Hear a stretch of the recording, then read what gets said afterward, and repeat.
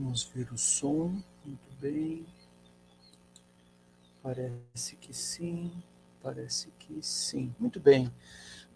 Então, olá a todas, olá a todos, sejam todas e todos bem-vindos, bem-vindas para essa nossa manhã de leitura dialogada, rente ao texto, do livro do professor Marcelo Badaró Matos, A Classe Trabalhadora, de Marx ao Nosso Tempo, que já fizemos há algumas semanas. Hoje é a nossa sessão de leitura número 35, é a última sessão de leitura, então fechamos o livro em aproximadamente aí 35 horas, que fazemos eu e a colega Luísa Braido, que é minha colega de grupo, irmã de orientação, como se chama, né? Somos orientados, né, da professora Liliana Soares Ferreira, do Grupo Kairos, no âmbito do Centro de Educação da UFSM.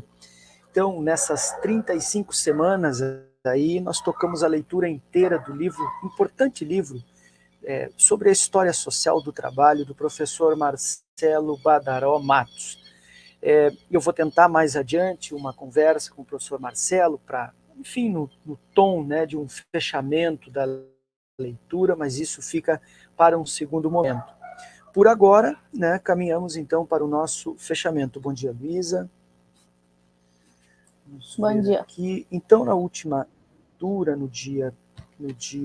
semana passada foi dia 5, né? No dia 5 nós andamos até o final do último capítulo. Então ficou para a leitura de hoje, né, as considerações finais.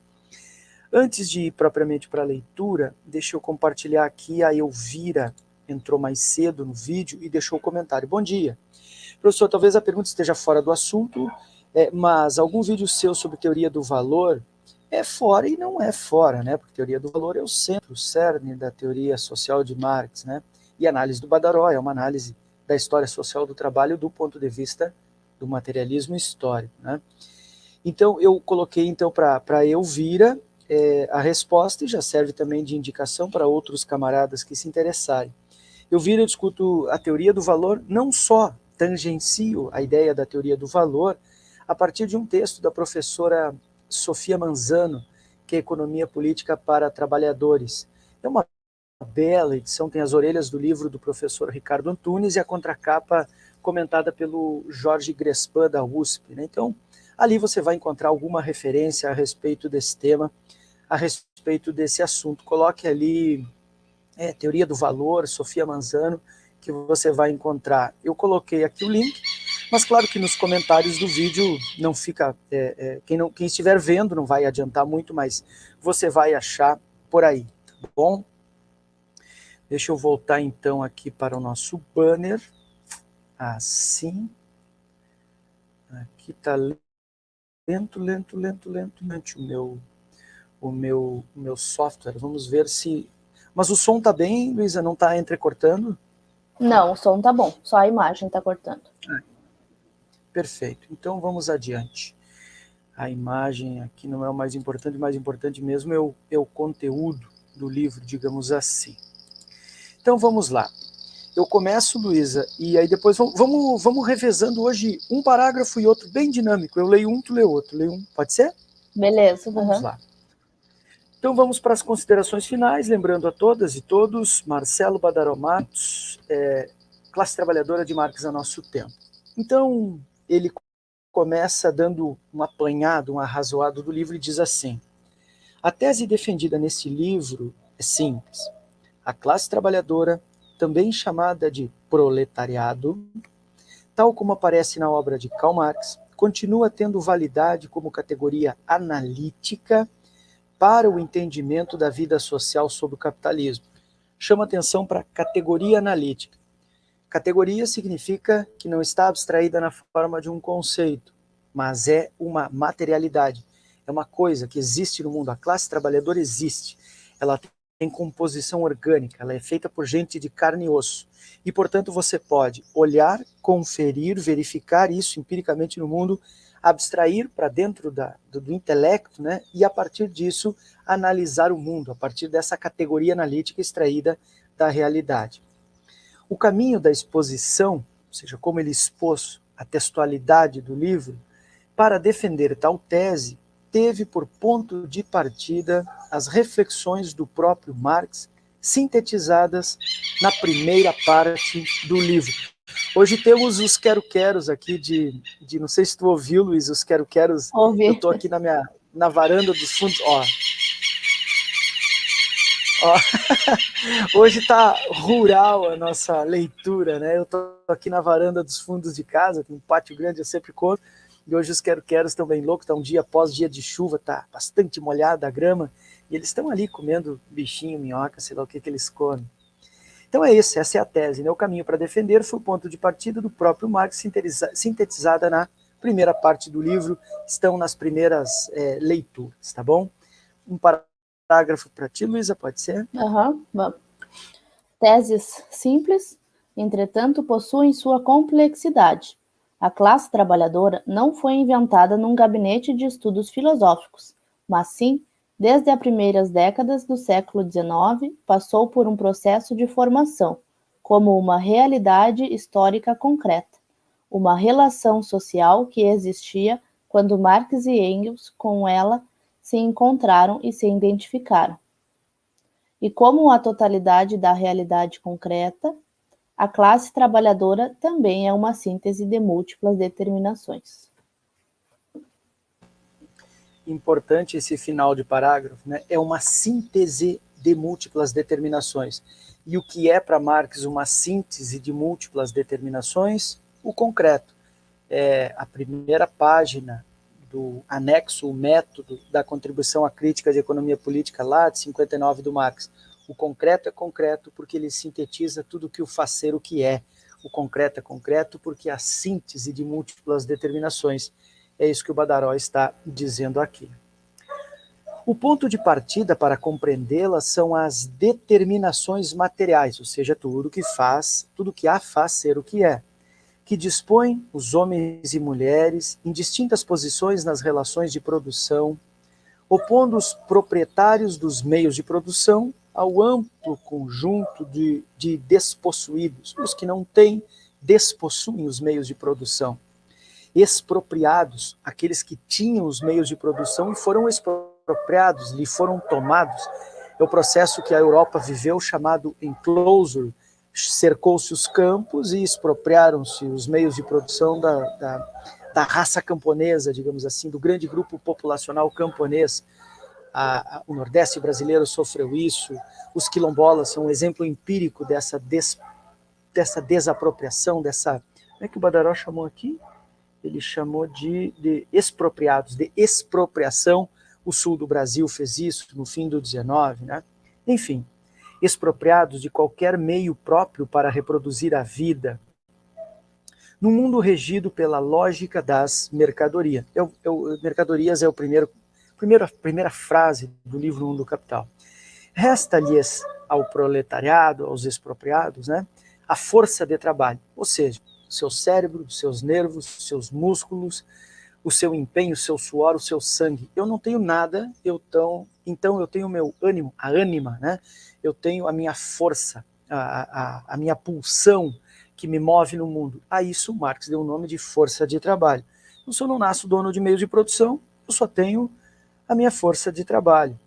De modo a buscar a reprodução da vida por meio, sobretudo, da compra de outras mercadorias. Tudo que eu preciso, para sobreviver, inclusive, é preciso ser comprado. Eu não posso produzir nada.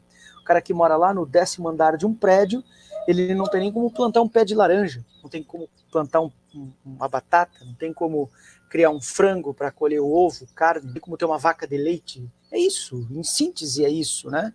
Se esse sujeito morasse campo afora, ele teria minimamente um bicho ou outro para uma hortinha ou outra para subsistir a partir desses esparsos meios de subsistência, né?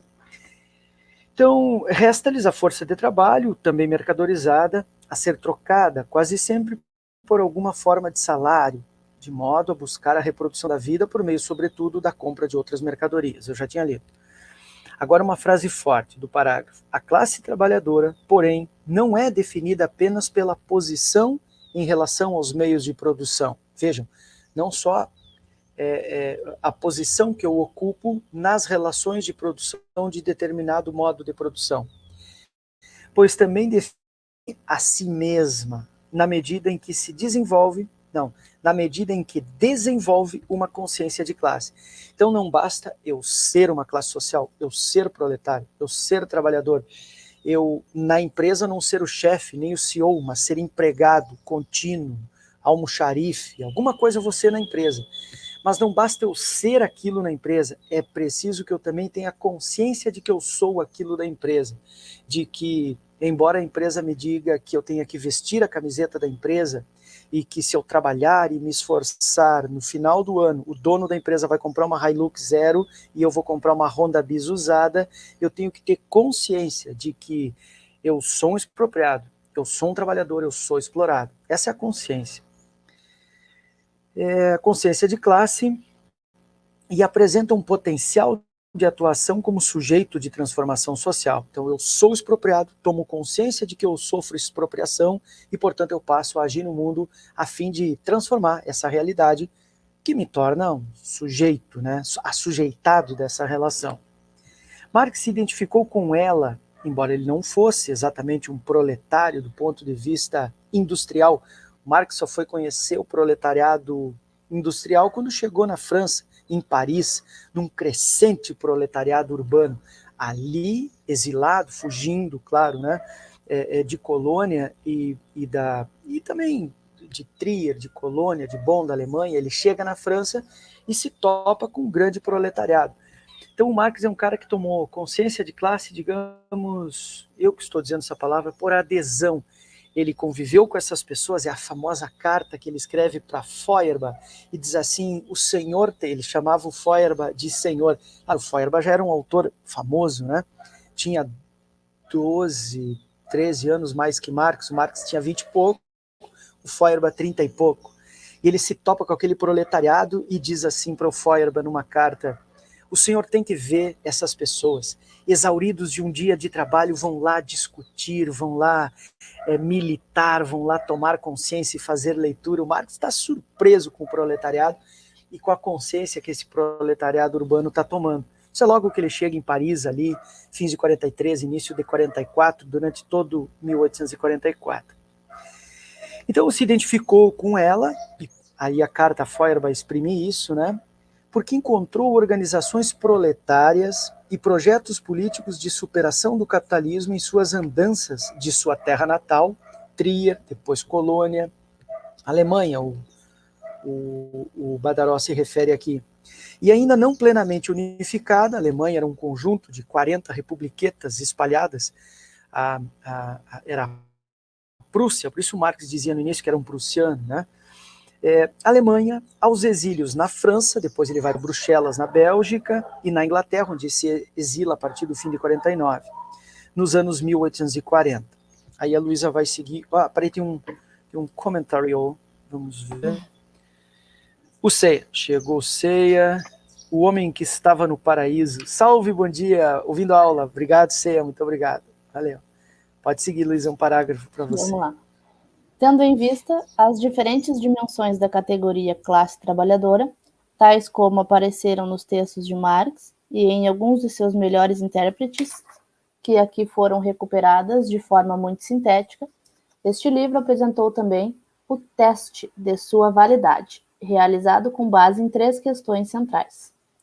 Teria a categoria proletariado, classe trabalhadora, tal como sistematizada por Marx, validade analítica para entendermos a realidade do mundo do trabalho no capitalismo contemporâneo, tanto no centro como na periferia?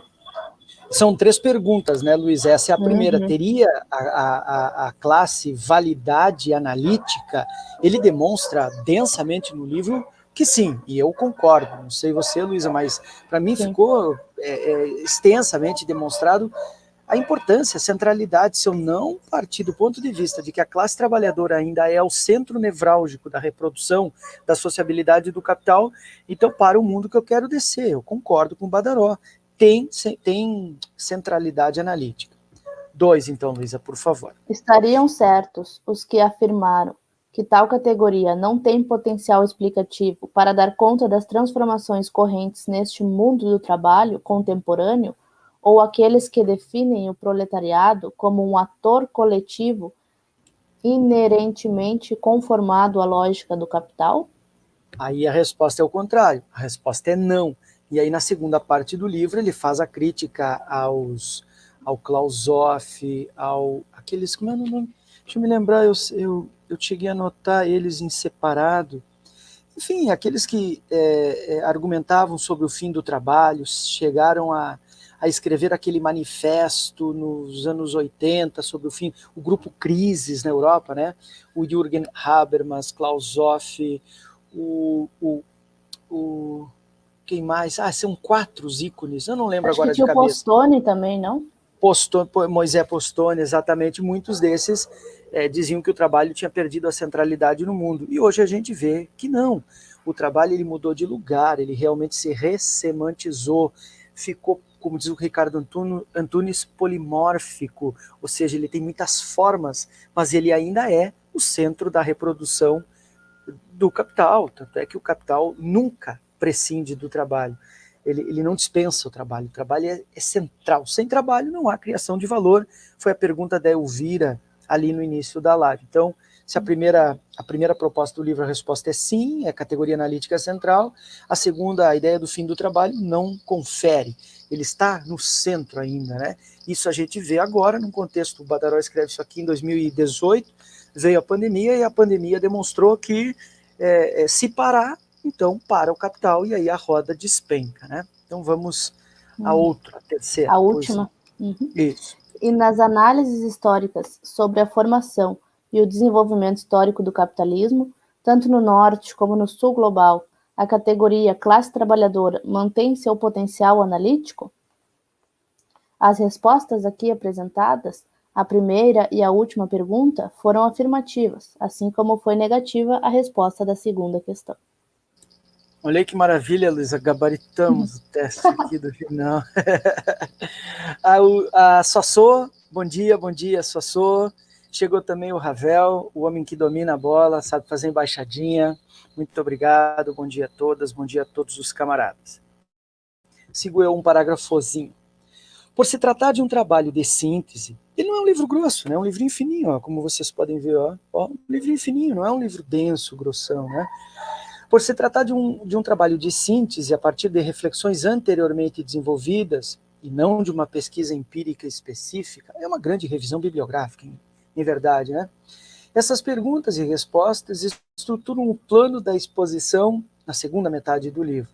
Sua conclusão principal é a constatação de que as alternativas apresentadas pelas interpretações que questionaram a validade analítica da categoria classe trabalhadora, sua potencialidade como sujeito social, ou mesmo sua existência concreta, até aqui se mostraram pouco profícuas para o entendimento da complexa e contraditória realidade em que vivemos, e nada indica que possam ter contribuído para transformá-la. Não, na verdade, o próprio Zé Paulo também se alinha a essa crítica aqui do Badaró, dizendo que as teses, o Zé Paulo ele usa adjetivos engraçados, ele diz que são teses anêmicas. Isso é legal, né? Porque o Marx diz que o capital é como um vampiro, que mais capital se torna quanto mais sangue suga, ou seja, o capital sangue, o sangue dos trabalhadores. Então, quando o Zé Paulo diz que é uma categoria anêmica, ela é cirúrgica, esse adjetivo, porque anêmico significa sem sangue. Sem sangue é exangue, que se diz, né? Então é uma categoria sem sangue. Se você tirar o trabalho, você tira o sangue do capital, você tira a vida do mundo. O centro da sociabilidade e da reprodução humana, historicamente, foi o trabalho. De uma forma ou de outra, os seres humanos sempre se relacionaram com o mundo, tentando subsistir e transformando o mundo. E transformando a si próprios, claro, né? O nome disso é trabalho. Então, pois não. Deixa eu só agradecer também o Marcelo. Ô, Marcelo! Bom dia, meus queridos camaradas. Opa, matou a leitura. O Marcelo matou, como é que é o filme como é o nome do filme do Jorge Furtado? Matou a família e foi ao cinema. O Marcelo, que não é o Badaró Matos, é o Noriega Pires, matou a leitura e foi assistir a live. Abraço, camarada, abraço. Pois não, Luísa, um parágrafo para Vamos você. lá.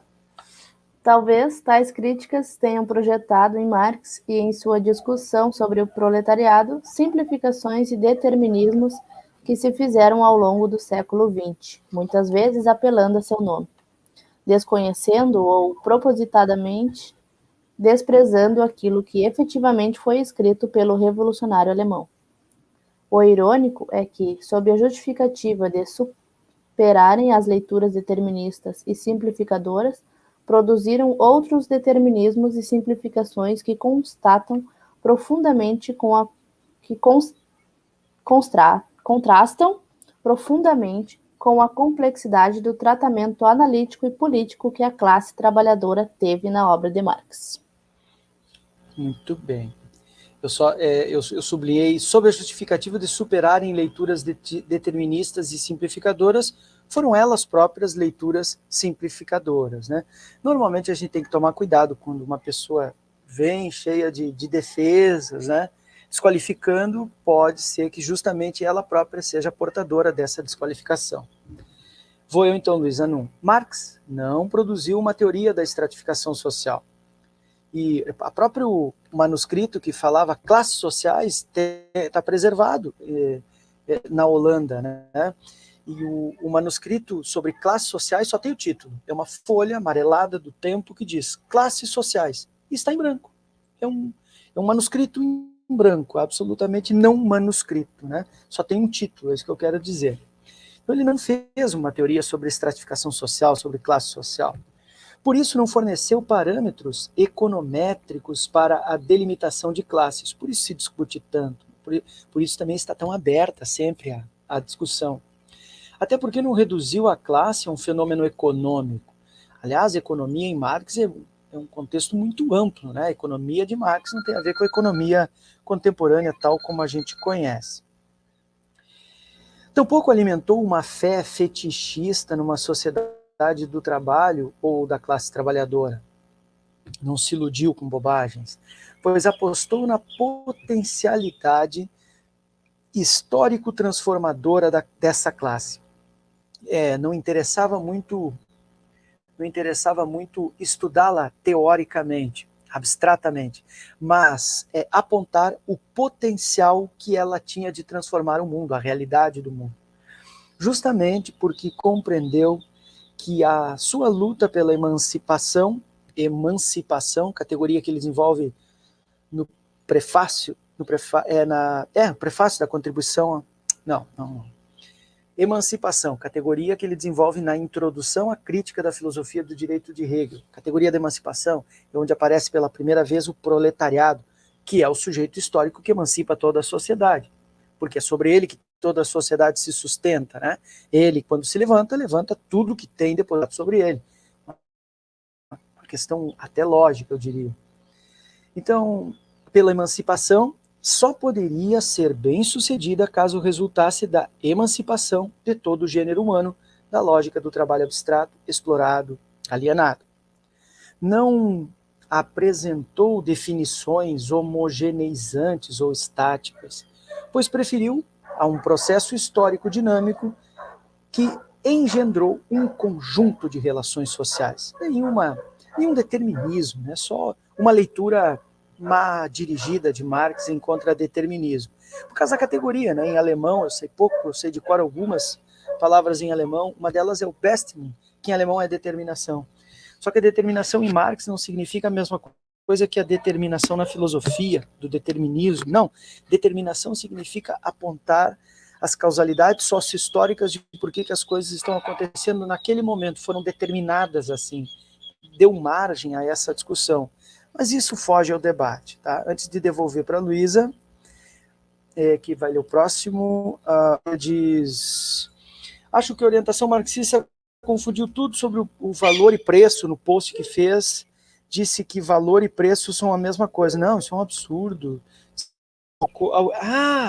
O orientação marxista. Não, mas eu sugeriria, você sabe a minha opinião sobre o canal, né, Ceia? É desorientação marxista, porque conhece teoria, mas desorienta a luta. Então, eu não simpatizo com o canal, viu, Ceia? Não me coloque em treta, eu não simpatizo.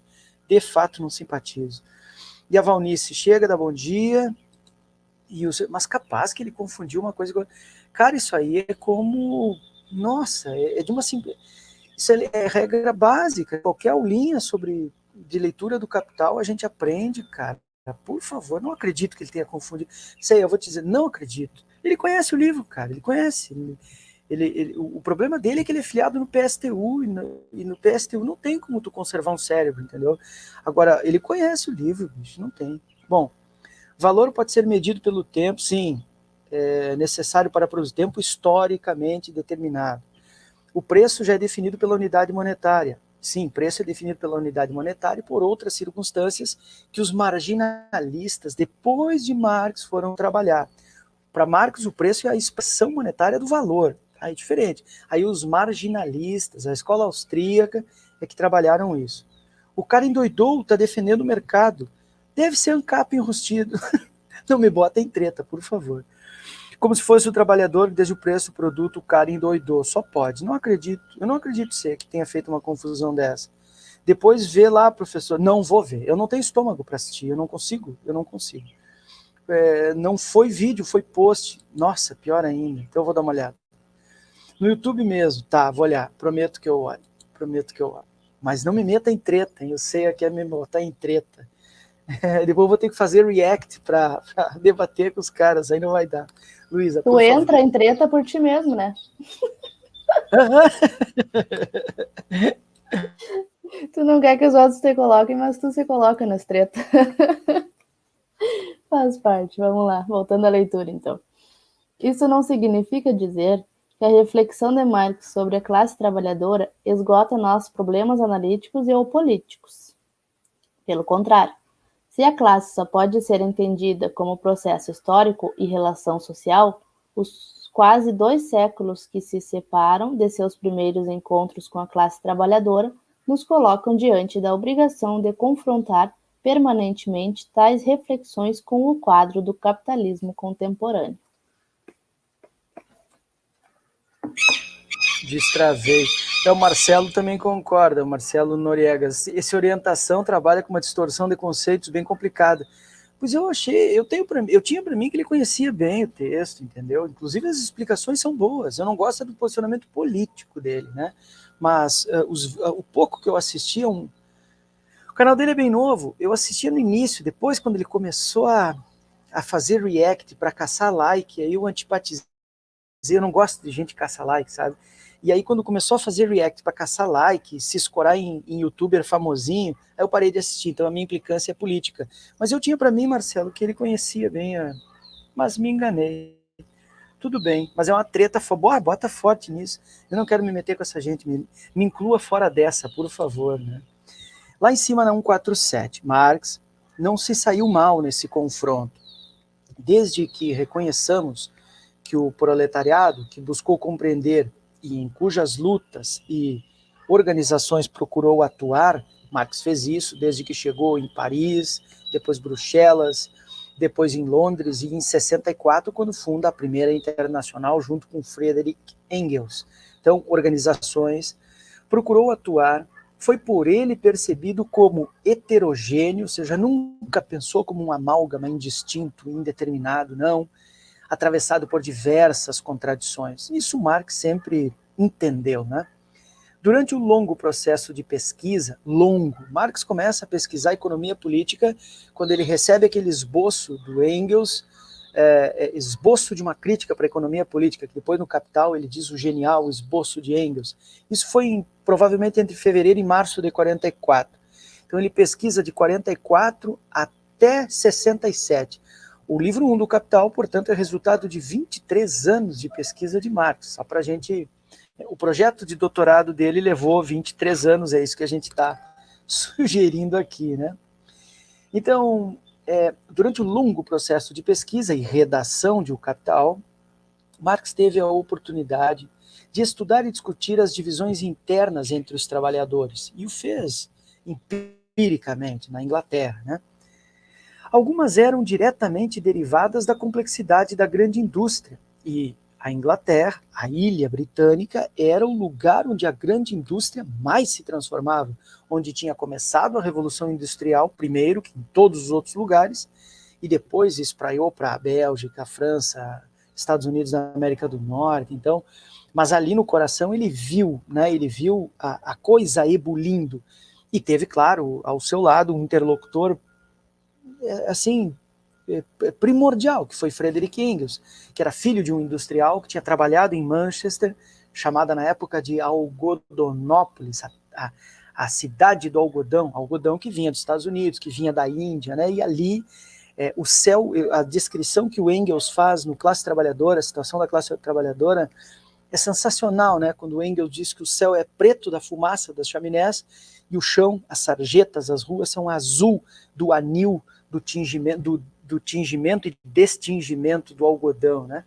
Devia ser assim uma condição sanitária, como é que chama quando é insalubre, né? Devia ser uma insalubridade você transitar na Manchester dos anos 40, 1840, 1850. Devia ser assim um absurdo, né? Um absurdo. Ali que o Engels conheceu a Mary Burns, né?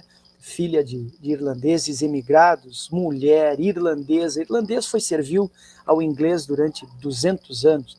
Então era uma mulher triplamente colocada numa condição de subalternidade. Então o Marx conviveu com essas pessoas, né? Com Engels, com Mary Burns, e deles também recebeu subsídios para interpretar essa classe trabalhadora. Algumas eram da grande indústria, cujo nascimento estava testemunhando, ele viu isso, claro. Chegou a viajar para Manchester com Engels, a convite do Engels, no início dos anos 50. Na fábrica moderna, Marx percebeu o surgimento não apenas de diferenças nas remunerações, mas especialmente nas funções dos trabalhadores assalariados, encarregados de supervisionar o processo da produção, os chamados inspetores de fábrica, né? O Marx usou muitos cadernos azuis, eles eram guardados no Museu Britânico, né, sob a forma de cadernos azuis, que não eram teses, né, porque hoje as teses na UFSM, né, Luísa, e as dissertações, teses, todos os trabalhos, são caderninhos azuis lá na biblioteca, é muito engraçado. O Marx trabalhou com cadernos azuis, mas não esses, né, higienizados, ele trabalhou com cadernos azuis escritos pelos capitães do mato do capital, né, os cadernos dos inspetores de fábrica. Para quem não sabe, é aquele cara gordo, bigodudo, barrigudo do filme do Chaplin, que manda o Chaplin trabalhar na linha de montagem. Quando eu leio o Capital e o Marx se refere aos inspetores de fábrica, eu me lembro daquela imagem, né? Claro que aqui aquela imagem está 70, 80 anos depois, né? Por favor, não vão dizer que eu estou confundindo as datas, mas é aquela imagem que me vem na cabeça, né? Para mim, o Chaplin imortalizou o inspetor de fábrica, aquele gordo, bigode barrigudo, severo, assim, né? Então, na fábrica moderna, percebeu o surgimento não apenas da diferença, supervisionar o processo de produção, que é um proletário, mas trabalha a serviço do capital, atuando como representações do capital no chão da fábrica. Sim, é exatamente o que eu quis dizer. Eles são empregados, são assalariados, são, portanto, proletários, mas estão a serviço do capital e não ao lado da classe trabalhadora. É por isso que o Zé Paulo Neto diz que todo proletário é um trabalhador, mas nem todo trabalhador é um proletário. O inspetor de fábrica que escreve os cadernos azuis e oprime o outro trabalhador sujeito a ele é um capitão do mato do capital, portanto, não é um trabalhador a serviço da classe trabalhadora, é um trabalhador a serviço do capital. Outras divisões originaram-se de formas ideológicas, nunca desprovidas do chão material, de preconceito e opressão, nacional, étnica, racial, cujo resultado acabava por ser o acirramento da concorrência e das disputas no interior da classe, que no palco político resultavam no enfraquecimento de seu potencial de enfrentamento aos interesses do capital. O Marx viu tudo isso acontecer no coração do capitalismo do mundo, né, na Ilha Britânica. Luísa, um parágrafo seu bom, porque agora vai aparecer as lutas feministas, então que bom que vai ser lido pela Luísa, muito bom.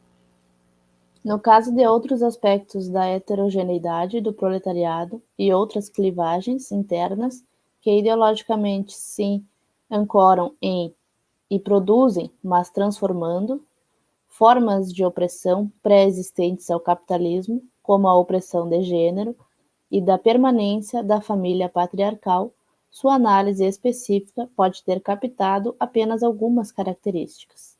A análise totalizante que Marx produziu sobre o capital e a dinâmica da acumulação capitalista, porém, abre espaço para uma compreensão do tema que escapa a outras perspectivas interpretativas.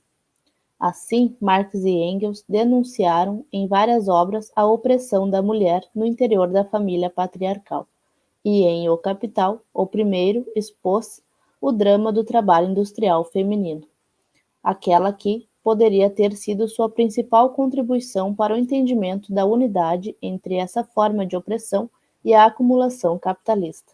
Porém, não foi desenvolvida por ele, mas sim por feministas marxistas que escreveram um século depois e apontaram para a centralidade do trabalho reprodutivo, especialmente o desempenhado de forma não remunerada pelas mulheres na família proletária, como elemento essencial à manutenção, reprodução biológica e social e regulação do preço da força de trabalho. Sobre esse tema do trabalho reprodutivo não remunerado, mas que é produtivo para o capital, que produz a força produtiva para o capital, eu sugiro a todos os camaradas, a todas e todos que assistam um vídeo que foi assim execrado há um ano, mais ou menos, um ano e pouco, da feminista autora Amanda Palha. Amanda, ela é uma mulher trans, eu não tenho certeza nesses enquadramentos, mas se não me engano é isso, né? Ela é uma mulher trans e ela tem uma live na Boitempo, tem um texto dela na Boitempo, mas comece pela live.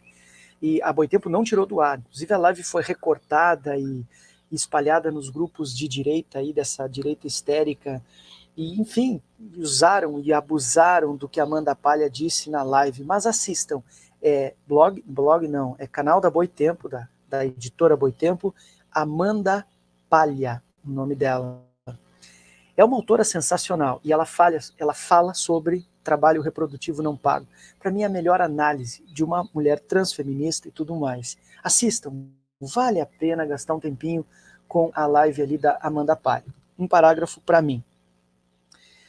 Esse é um dos melhores exemplos de como uma reflexão que reconhece as insuficiências de certas discussões específicas na obra de Marx encontra quase sempre respostas mais ricas em seus próprios escritos, ao menos do ponto de vista do método de compreensão totalizante das contradições da vida social sob o capital, do que em perspectivas que isolam um aspecto específico da classe de seu papel no conjunto das relações sociais.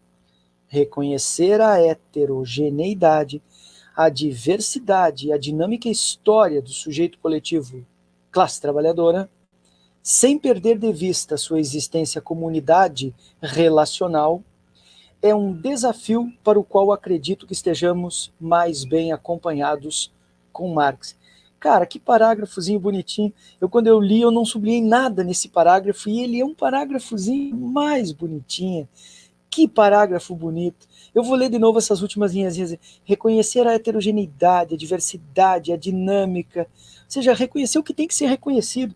Quando a gente escreve um texto de monografia, de dissertação, a Luísa está nesse processo, já qualificou a sua dissertação, já está se mestrando, quase mestra, a Luísa. É isso que a gente busca, né, Luísa? Reconhecer a heterogeneidade dos sujeitos que a gente pesquisa, a diversidade, sem perder de vista a existência comunidade relacional, ou seja, todas as relações que aquilo tem, no caso que é um grupo em educação, com as políticas em educação, com os governos, com a comunidade escolar, com a escola, com o trabalho pedagógico, com a própria ciência pedagógica, que é a pedagogia. Tudo isso, né, é um desafio para o qual acredito que estejamos mais bem acompanhados por Marx, ou seja, Marx não é o único autor que pode nos ajudar. Só ele, inclusive, é muito pouco para a gente escrever uma dissertação, uma tese, uma monografia. Agora, contra ele, a gente não dá nenhum passo caminho nenhum na comunicação, no direito, na saúde, na educação, em lugar nenhum. Que parágrafo bom. Eu não me lembrava como era bom esse parágrafo. Isso aqui é para citar assim, num projeto de pesquisa. Eu vou dar dica para os camaradas que estão nos vendo. Ó, página 147, penúltimo parágrafo. Cite esse parágrafo numa citação direta que você vai seduzir qualquer orientador pelo Brasil afora. Desde, claro, que ele não seja adorador do mito, lógico, né? Um parágrafo para ti, Luísa. Vamos lá. Este livro foi finalizado pouco mais de 200 anos após o nascimento de Marx. Vivemos em uma época na qual a humanidade se vê cada vez mais dominada pela lógica destrutiva das mercadorias, em que as desigualdades sociais chegaram a tal ponto que apenas um punhado de capitalistas se apropria da mesma quantidade de riqueza produzida por homens e mulheres que metade da população mundial. E as coisas só pioram, porque de toda a riqueza gerada no mundo, em 2017, 82% ficaram concentradas nas mãos dos grupos constituídos pelo 1% mais rico dos habitantes do mundo. Uma época na qual as novas formas de comunicação digital, sobre as quais se depositam grandes esperanças de democratização das informações, tem servido muito mais para ampliar os limites ideológicos e fetichizantes a uma compreensão plena e crítica do mundo em que vivemos. Tempos em que as máscaras democratizantes do Estado burguês parecem cada vez menos relevantes ante o crescimento das formas abertas de coerção que caracterizam a dominação de classe contemporânea. Não deveria ser difícil reconhecer que, neste contexto, um entendimento da dinâmica social que explique as formas de exploração, alienação e opressão que caracterizam as relações sociais, relação conflituosas entre classes sociais, sob o domínio do capital, como o que Marx nos alegou, é cada vez mais atual. Tão atual como o projeto político de superação da sociedade de classe, apresentado e representado pelo sujeito social classe trabalhadora, que Marx tão profundamente percebeu e defendeu. E foram felizes para sempre, como terminam os contos da Disney. Este livro não é um conto da Disney, mas eu diria que o Felizes para Sempre, o Marx usa a palavra felicidade nos manuscritos econômicos filosóficos de 44. Não está longe do universo teórico filosófico de Marx a palavra felicidade. E a felicidade passa por uma tomada de consciência e uma ação da classe trabalhadora. Antes de encerrar, terminou o livro, né, depois tem fontes e tal, o livro não é um ensaio, o livro é uma análise densa, toda ela referenciada, com uma coisa que eu chamo a atenção, notas de rodapé, no rodapé da página, você vai lendo e vendo a nota, isso facilita muito a leitura. Então, como tom de encerramento, eu leio aqui um pedacinho mais. Aqui o Badaró manda um recado, ele diz aqui, logo depois do bicentenário do Capital, né? Como é que ele chama ali, Luiz? É o bicentenário do quê? De Marx ou do Capital? Como é que ele diz ali? Tendo 200 anos após o nascimento de Marx? O nascimento de Marx, que nasceu em 18, né? Em maio de 18, portanto, o livro data de 2 anos e pouquinho.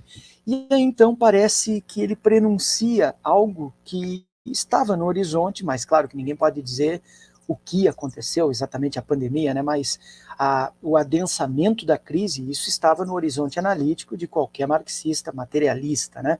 E aí o Badaró diz assim: tempos em que as máscaras democratizantes do Estado burguês parecem cada vez menos relevantes.